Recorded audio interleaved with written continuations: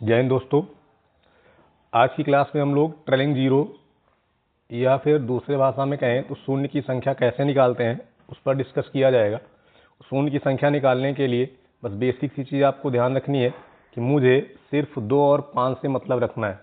सिर्फ किससे मतलब रखेंगे? 2 और 5 से। यानी कोई भी संख्या दी जाए उसके 2 और 5 के गुणनखंड बनाने हैं बस। जैसे आपने बनाया कोई गुणनखंड बना 2 की घात 10 और 5 की घात 5 बन गया। अब अगर 2 की घात 10 और 2 की घात 5 के फॉर्म में कोई संख्या मिल गई तो इसमें बस ध्यान ये रखना है कि जो घात छोटी होगी वही आंसर होगा। देखो घात छोटी कौन सी है? 5। तो यहाँ पर नंबर ऑफ जीरो या ट्रेलिंग जीरो की संख्या कितनी हो जाएगी? 5 हो जाएगी। अगर कोई संख्या आप तोड़ रहे हैं, वहाँ मिल रहा है 2 की घात 5, 5 की घात 8, 3 की घात 17, तो मुझे 3 से कोई मतलब नहीं रखना है, सिर्फ 2 और 5 से मतलब रखें। फिर इसमें देखो छोटी घात कौन सी है? 5। यानी इस सीरीज़ में आपको नंबर ऑफ जीरोज कितने मिलेंगे? 5। नंबर ऑफ जीरोज का मतलब है कि जब संख्या को पूरा गुणा करा दे तो इसके दाहिनी ओर कितने शून्य मिलेंगे। तो उम्मीद है आपको समझ में आ गया होगा। तो चलिए हम लोग यहाँ से क्वेश्चन की ओर बढ़ते हैं। देखिए पहला क्वेश्चन आपका क्या है? फैक्टोरियल 200 में कितने शून्य होंगे? तो यहाँ पे आप ध्यान रखिए, चाहे वो फैक्टोरियल 200 कह दे या फिर इसकी जगह कहता प्रथम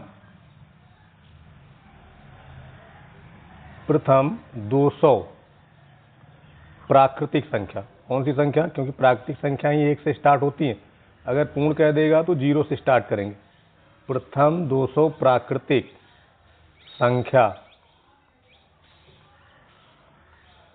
संख्याओं के गुणनफल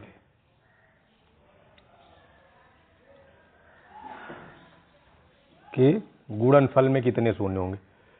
तो कोई दिक्कत नहीं है, के गुणनफल में कितने शून्य होंगे।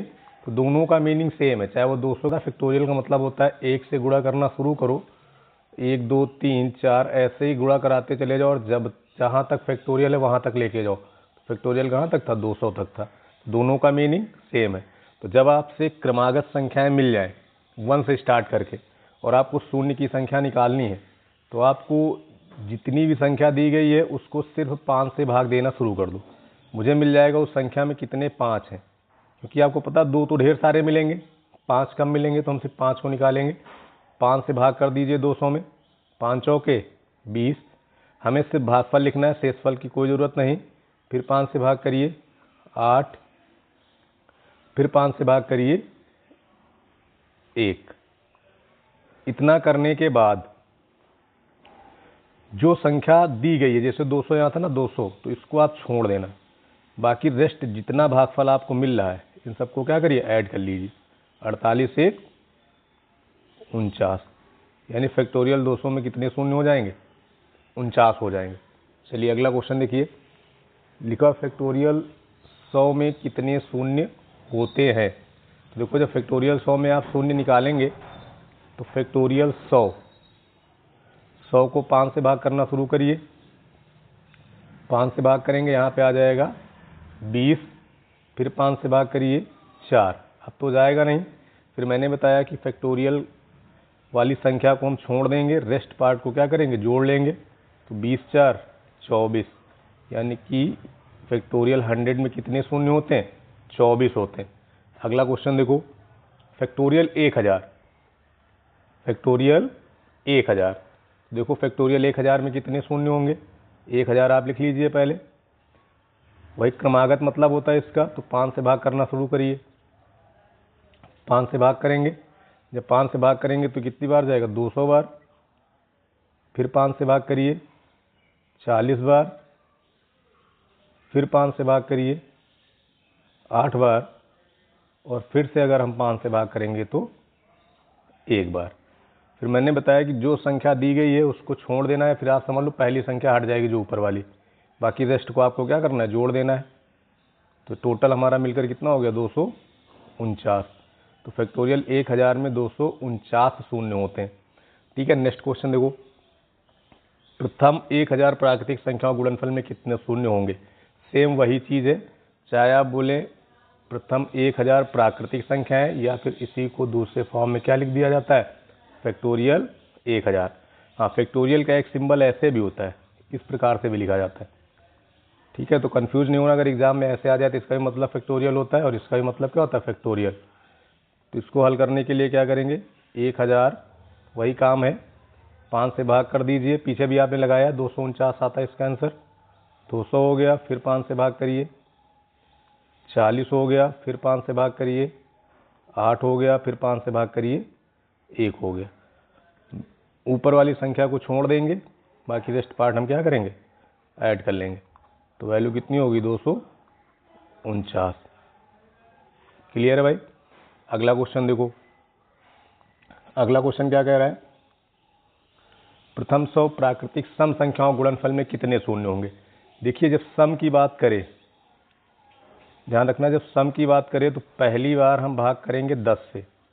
पहली बार भाग कैसे कर देंगे, 10 से। जब भी आपसे सम संख्या पूछे तो पहली बार भाग 10 से, उसके बाद सेम वही 5 से। जब 10 से भाग करेंगे कितनी बार जाएगा, 10 बार, फिर किससे कर दें, 5 से कर दें, कितना हो गया, 2। अब तो जाएगा नहीं 5 से, तो हम क्या करेंगे, पहली संख्या को छोड़ दीजिए, रेस्ट पार्ट को जोड़ लीजिए, कितना हो गया, 12। तो 100 प्रथम 100 प्राकृतिक संख्याओं के गुणनफल में कितने शून्य होंगे, 12। नेक्स्ट देखिए, लिख रहा है प्रथम 625 प्राकृतिक सम संख्याओं गुणनफल में कितने शून्य होंगे। अच्छा, कुछ लोग सोचोगे कि आधा कर दें अगर सम है, अब यहाँ पे आधा करेंगे तो दिक्कत हो जाएगी, इसीलिए मैंने कहा पहली बार भाग किससे कर दिया जाए, 10 से। देखो सम है तो 625 में पहली बार भाग काहे से कर दें, 10 से, तो 62 बार जाएगा। फिर भाग कर दीजिए 5 से, 10 के बाद फिर 5 से करेंगे, 12 पंचे 60, फिर 5 से करिए, 5 दूना 10। अब तो जाएगा नहीं, तो हमें किसको जोड़ना है, इसको छोड़कर बाकी सबको जोड़ दीजिए, 6 7, यानी कितने शून्य मिलेंगे, 76। अगला देखिए, लिखा है प्रथम 1000 प्राकृतिक विषम संख्याओं गुणनफल में कितने शून्य होंगे। तो आप ध्यान रखिए, जब आप विषम संख्याओं का गुणनफल कराते हैं तो हमें कोई शून्य प्राप्त नहीं होता है। ठीक, विषम संख्याओं गुणनफल में कोई शून्य नहीं होता है, ये आप ध्यान रखिएगा, कोई शून्य नहीं होगा, क्योंकि जब तक सम नहीं मिलेगा तब तक आपको शून्य की संख्या नहीं मिलेगी। तो इसको आप ध्यान रखिए, यानी इसका आंसर 0 हो जाएगा। अगला देखें, जैसे लिखा है 25 35 28 32 48 45 में कितने शून्य होंगे। अब इस तरह की संख्या जब गुणा में लिख दी, तो मैंने पहले बताया ना कि हमें मतलब सिर्फ किससे रखना है, 2 और 5 से। तो हमें 2 और 5 को बाहर करना है। तो देखो 25 में हमारे 5 की घात 2 है, 35 का मतलब होता है 7 गुणे 5, 28 का मीनिंग होगा 4 गुणे 7, 7 चौक 28, 32 होता है 2 की घात 5, 48 का मीनिंग होता है 16 गुणे 3, और 45 का मीनिंग होता है 5 गुणे 9।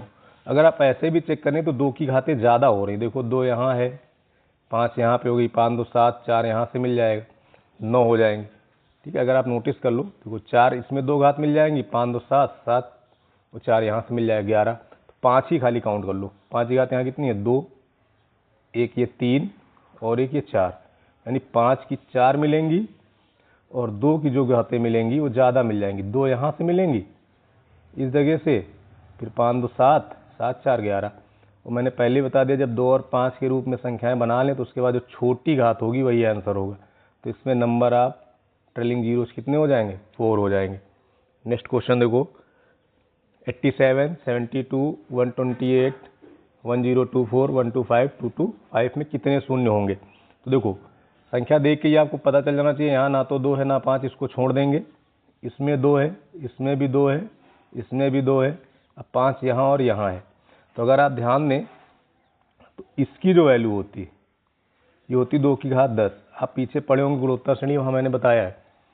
अब 2 की घात 10 यानी 2 10 बार है, तो अब 2 बहुत हो गया, सिर्फ 5 काउंट कर लो बस। यहाँ हो जाएगा 5 की घात 3, 225 का मतलब होता है 25 गुणे 9। अब इस 25 का मतलब होता है 5 की घात 2।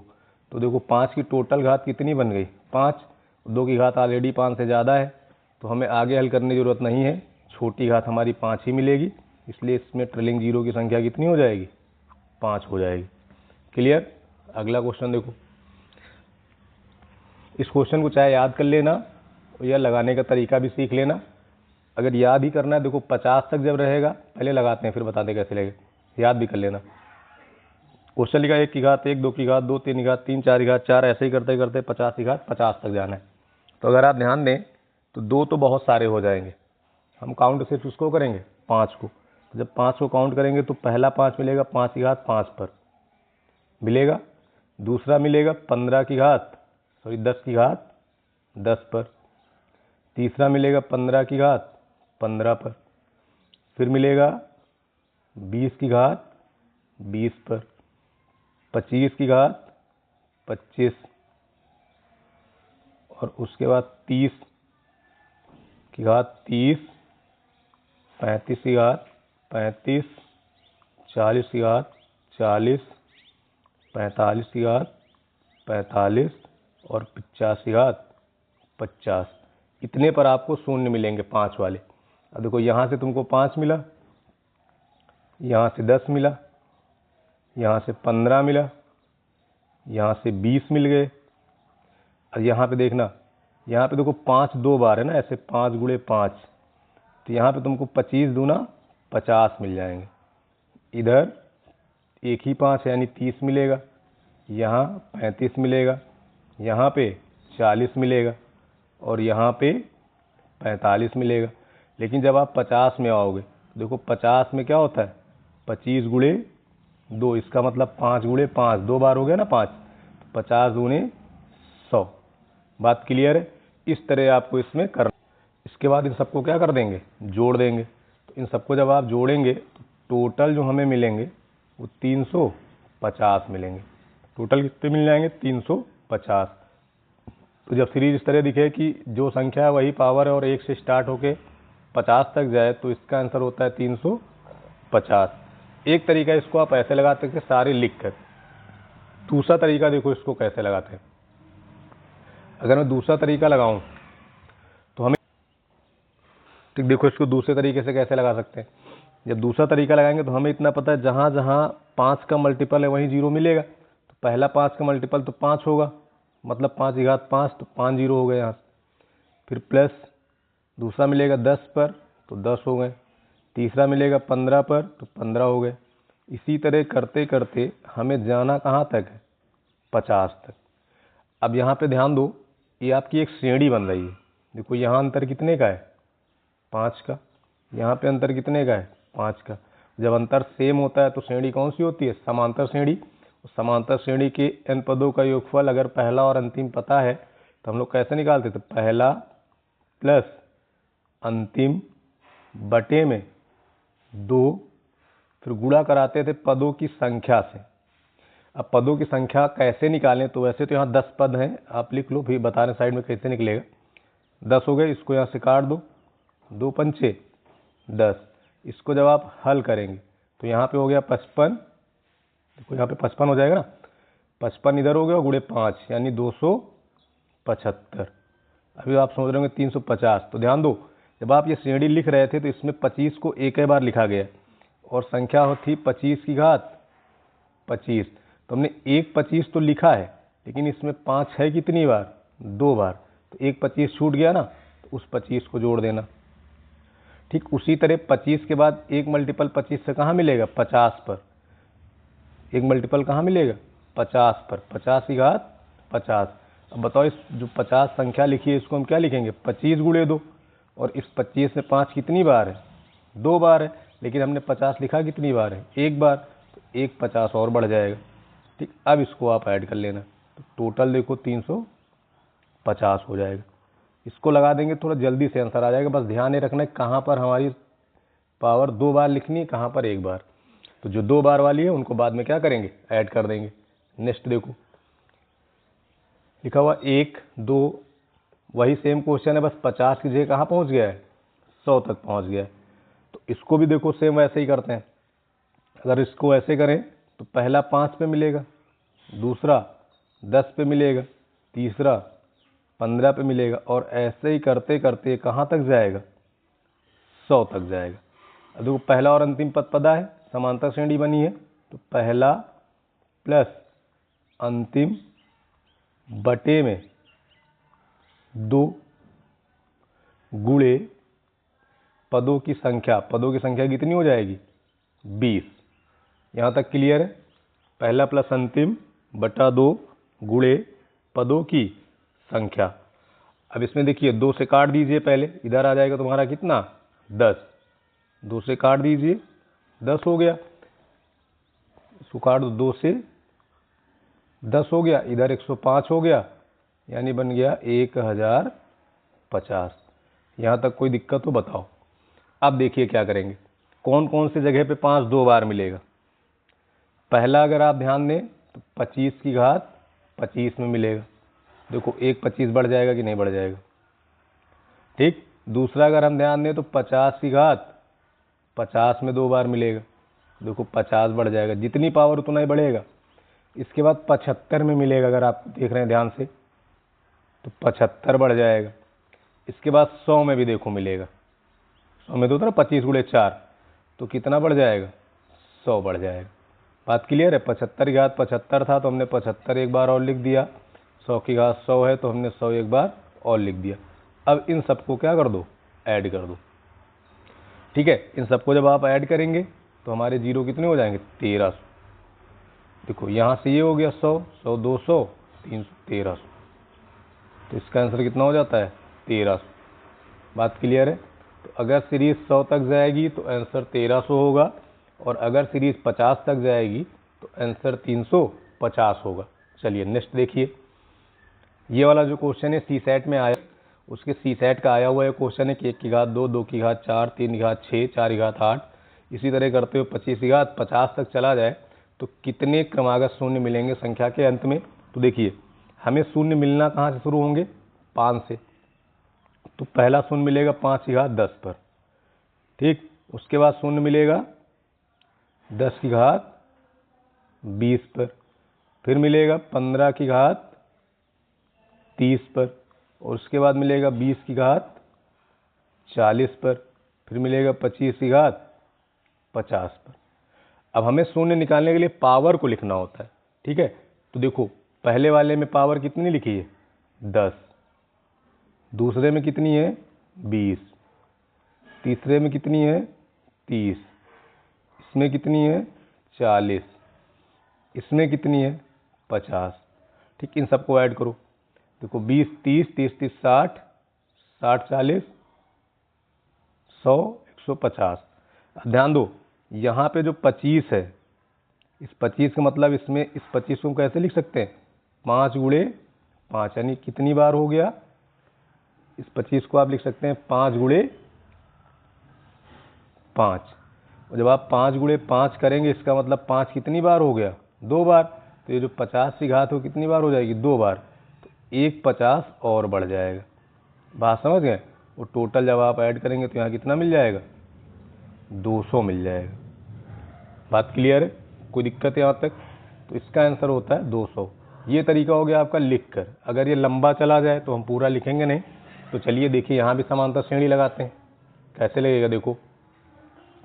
अगर आप ध्यान दें तो पावर डबल हो रही है, पहला जीरो 5 पर मिलेगा, तो 5 का मतलब 5 की घात 10, इसका मतलब पहला हो गया 10, अगला हो जाएगा 20, 10 प्लस 20, ठीक। 20 के बाद कितना हो जाएगा 30, फिर कितना हो जाएगा 40, और इसी तरह कहाँ तक जाएंगे हम 50 तक जाएंगे। जो यहाँ जो ऊपर पावर लिखी वहीं तक जाना है। अब समांतर श्रेणी क्या कहती है, पहला प्लस अंतिम। छोटी आप डायरेक्ट भी जोड़ सकते थे, हम बड़े वाले तरीके के लिए बता रहे हैं।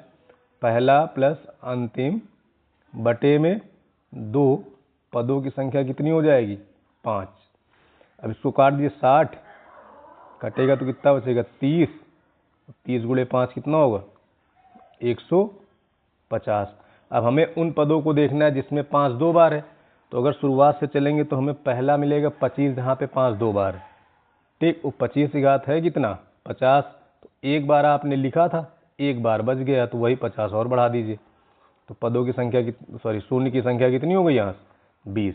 जिनको पद निकालने नहीं पता है वो समांतर श्रेणी में एक बार देख लेगा पदों की संख्या कैसे निकालते हैं, पीछे वीडियो पड़ा हुआ है, आप जाके वहाँ देख लेंगे।